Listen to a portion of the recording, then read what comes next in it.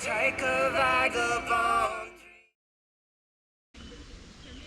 Hi, this is Lisa and I'm Mark, and we're the Vagabond Dreamers, standing here in Rome's largest municipal park, Pamphili, and we're here to talk about our time in Grosseto, Austria. What a fabulous time. But it didn't start off so strong, did it, Mark? Are you talking about me probably having COVID for the first several days? Yeah, for sure. All right, sure. well, we'll get to talk about yours later. Yeah, we share things on our trip. We do share. This was one of them. We didn't get an actual test, but we're pretty sure. The Vienna subways and trams and buses are really interesting places for disease, I guess. Anyway, I did lose a couple of days on the trip, but it really didn't diminish it that much for me. And because I was sick on the first day, Lisa decided to do a Lisa thing. I did. So our whole plan in Grosseto was to enjoy being outside, get away from the urban stuff and all of the cacophony of what is a big city. And Grosseto and the surrounding area was the absolute perfect place to do that. Started off on Sunday, got Mark all kind of cozied up at the house, and I took off for a walk, find dinner, kind of get acclimated, and I saw this big map, downtown Grosseto, and downtown Grosseto is very small. It's just a village. Just as we've done a couple times on this trip, we get to meet the local police. While we were filming the previous part of this video, the police came and told us we were in a restricted area. Lisa, of course, argued with them and spent about 10 minutes face down being beaten. No, that's in America. Oh. Sorry, I'm going to cut. They were very polite, very helpful. We had to move though. Tell us about your big hike. The mega hike. So on Monday, when Mark was totally out of it, I told him I was gonna do a short hike, maybe 2 to 3 hours, 4 to 5 miles, and figure it out. I had looked at the map on Sunday night, and I saw where I wanted to be, which is at a hut, really, really high up. And there were all sorts of ways you could get there. My only limitation was really like, I don't read German. So that part was really hard. And I didn't get a whole lot of help from the tourist information office. I don't think they either knew what I wanted to do or believed that I could do what I wanted to do. Just because they suggested a route that you can run a stroll around? Yeah, like a baby hike. So I said, okay, thank you so much. And I just went walking. I knew that you had to look for bright yellow signs, and the signs would tell you how long the hike should take you or how long from point to point, not how many kilometers. So I went in search of yellow signs. And I got 5 miles in and I still wasn't really anywhere. I mean, I was somewhere, but I didn't know where. And I pulled out Google Maps and I looked at some roads and figured out how can I get to where I want to be, and I saw a plan and put it into motion. And 8 miles later, I got to the actual spot that I had intended to get purely by accident. Met some cows along the way. Oh, Bessie's, I don't really want anything to do with you. I'm just doing my thing. I'm really close to the edge. I'm not touching you. I'm not touching you. I'm not touching you. Not touching you. Not touching you. Thank you. Oh, you're lovely. Have a great day. Sun, I had wind, I had rain, had all the elements of a great hike. What I didn't have was soup. So 7.5 hours later, 15 miles later, I made it home in time to say, "How are you feeling?" In which he said, "I'm hungry." So I took off to the restaurant, which was another mile in my journey. But anything for you, babe. Anyway, it was my mega hike, and usually in hiking terms, they say it takes a good 12 hours to really appreciate the thing you were just cussing about. And in this case, it's 100% right. It was such a great experience, and it was beautiful. Well, the next day, I was not going to lay in bed. No. So, well, she wasn't going to let me lay in bed. No, too much to see. So we took off to go see one of the really wonderful natural sites in the area. And what was that? Lammerklam. And Lammerklam is it's a gorge, so a clom means gorge. And so we found our way to Lammer Clom. It was probably 15 minutes from Grossarl, and it was incredible. It actually had a big waterfall at the end, so it had all the things. And I know Mark was super glad to get out because it was truly gorgeous. We did have plans to do a couple other things, but he was toast. We went home, put him back to bed, went out and got more food, and that was our second day in Grossarl. Right, and it probably did a little too much, but not as much as the next day. We kept saying every day he's going to get a little better, right. A little better. And it turns out that's possibly true unless you're putting in 8 miles of hiking in the mountains. But whatever, we learned, we survived. We made a stop at Hohenwerfer Castle, Very good. which we saw just driving down the road. This was the most spectacular castle I think we've seen on this whole trip, sitting up on this mountain. We had to get up there. We weren't going to pay to go around. $20 to take a 10-minute gondola ride up the side of a hill, basically. We weren't going to do that, so we climbed it, of course, and hung around there for a while, and it was really spectacular, and it really underscores what people were doing back hundreds and hundreds of years ago without a single machine. It was really fantastic. But we didn't stay for long because we have a lot on our list that needed to be seen. So we took off for some place called Liechtensteiner Klamm. And holy wow, breathtaking. I was a little bit like, oh, that's really touristy.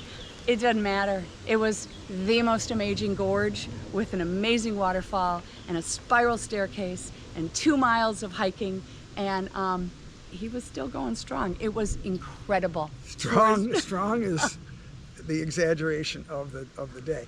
I mean, she liked it so much she even added an extra syllable in the name, which is kind of hard to do in German, but it's Liechtenstein Klamm. Yeah, no. But it really was as fantastic a geological exhibition that I've ever seen, really. Start to finish, there was just so much to just ogle at. You'd walk through on the pass, and the water would be falling down on you. Yeah, you go right through the mountain in a tunnel through the mountain, and then opened up, and you're in the bottom of the gorge, and then you're in the top of the gorge, and then you're at the waterfall, and and that staircase was really something. You see the pictures of it. That was my last hurrah in terms of the walking. Although no, I mean, it wasn't. I mean, that's physically where I was done. But we had one more place to go. And I asked him.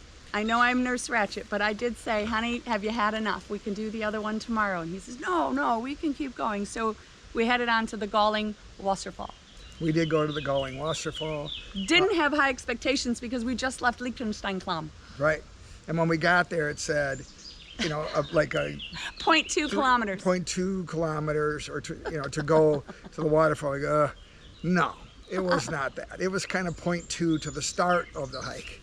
And this was a pretty steep climb, a lot of stairs. Yes. But, oh my goodness, what a spectacular waterfall, double level. It was really, really fun to climb up, and there was a spot. Remember the temperature kept changing as we would come around the corner. It'd be warm, and then we'd hit where the water was, and it was freezing.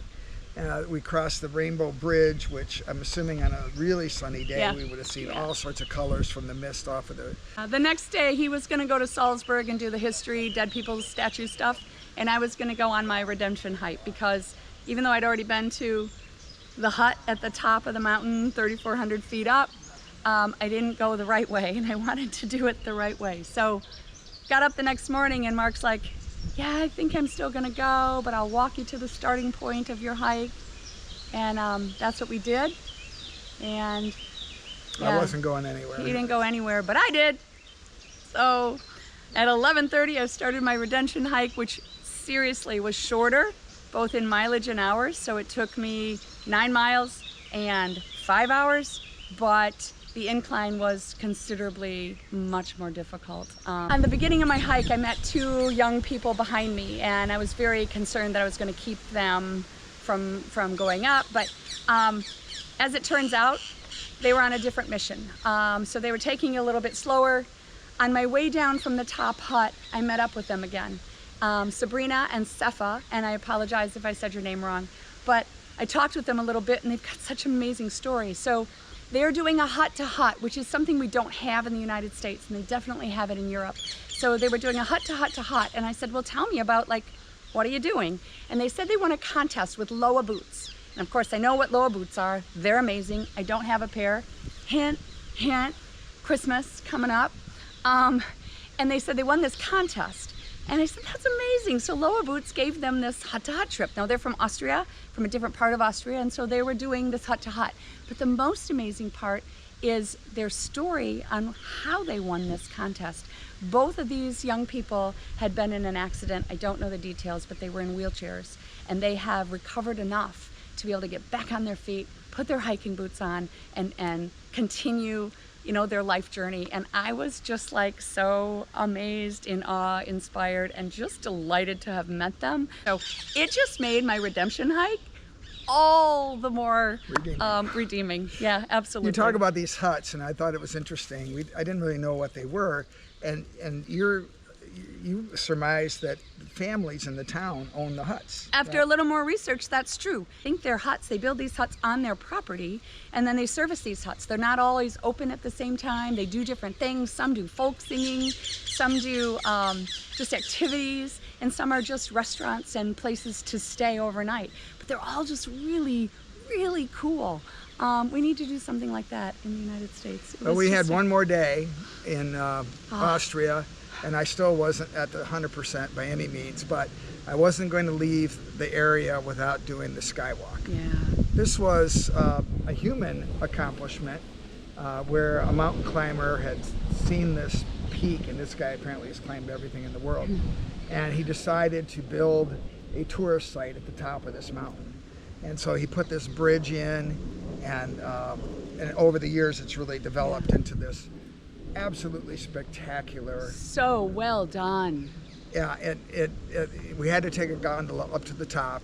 It's very high up. We're on a glacier. It is, and we're definitely just on the top of a glacier.